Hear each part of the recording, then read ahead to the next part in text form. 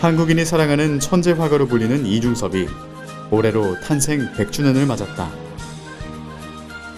서울 국립현대미술관에서 역사상 최초로 이중섭 탄생 100주년을 기념하는 전시회가 열렸고, 그의 그림을 보고 싶어하는 사람들의 발길이 끊이지 않았다.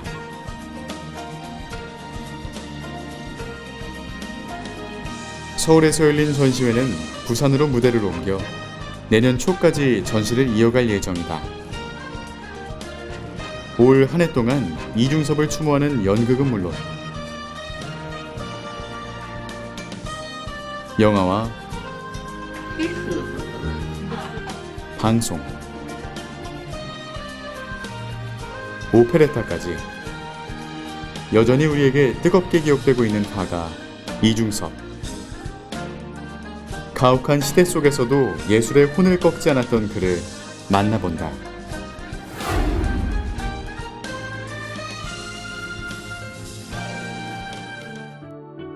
(1950년) 남북 갈등의 골이 깊어져 결국 전쟁이 벌어졌다. 그 역시 나라의 비극적인 운명을 피해갈 수 없었다. 어머니를 북에 두고 피난길에 오르게 된 이중섭.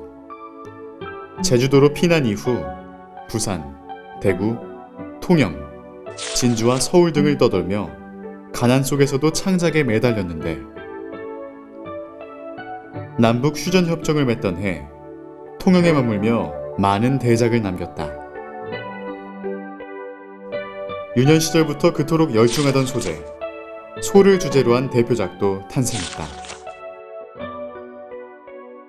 그 소가 어떻게 그려지느냐 하는 걸로도 또 어떤 문화 정체성, 민족 정체성을 나타낼 수 있다고 보는데, 이중섭의 그림에는 말하자면 고구려 고분백화에 보이는 어떤 기상 있는 느낌, 이런 것도 있고요. 뭔가 추사 김정희가 말하자면 추사체를 썼을 때의 그런 느낌으로 그림의 획을 구성하고 있다고 생각이 돼요.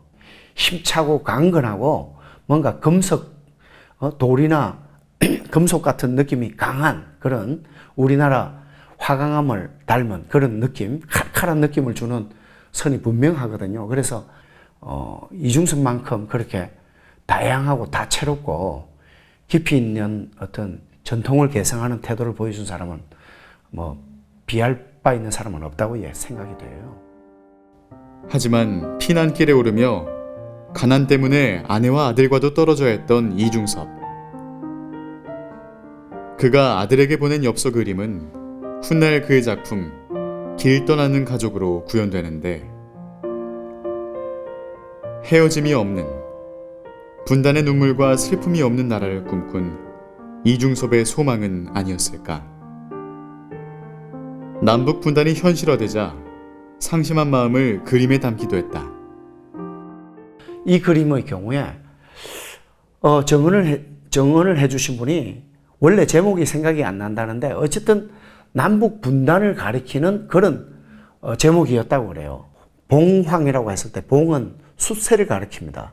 날개짓을 해서 암컷을 암컷과 만나서 이제 포옹을 해야 되는 건데, 붙잡이 뺏기 때문에 더 이상 내려오지 못해서 날개를 쫙 펴고 목을 한껏 아래쪽으로 향해서 내려와 있어요. 그 다음 한편 황이라고 하는 암새의 경우에는 활처럼 이렇게 휘어져 있거든요. 그것은 힘이 모자라서 더 오르지를 못한다는 거죠. 그러니까 어떻게 보면 우리의 한 어떤 부분은 외부의 힘에 의해서 붙들려 있고, 우리 내부의 힘은 뭔가 모자라서 제대로 뭘 못한다는 거죠. 이 그림이 남북 분단에 처한 우리 민족의 상태를 그린 그림이라고 저는 분명히 좀 확신한다고 할 수 있을 것 같습니다.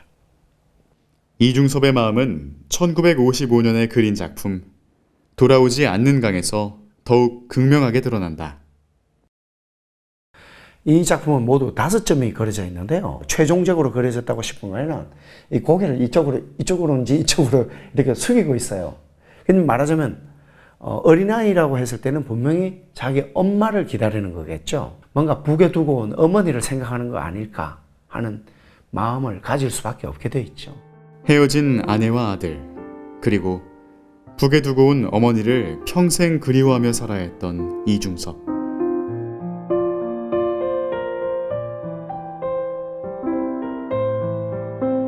고향인 북한 원산 일대에 폭설이 내려 이재민이 속출했다는 기사가 연일 보도되던 1956년, 이중섭은 홀로 짧은 생을 마감했다. 더욱 안타까운 건 불운의 시대 속에서도 꺾지 않았던 민족 화가의 예술혼을 만나기가 쉽지 않다는 것이다. 지금까지 남아있는 한 10점도 될까? 또는 엽서 부인에게 보냈던 엽서 100점 가량 정도 말고는요, 일본 잡지나 신문에 실린 극소수의 그림 말고는 원래 원본의 그림을 볼 수가 없습니다. 친구들에게 간혹 줬던 것들도 6.25 때 다 타버렸다 이런 증언들을 많이 들었어요. 그래서 거의 없다고 봐도 되는 편이죠.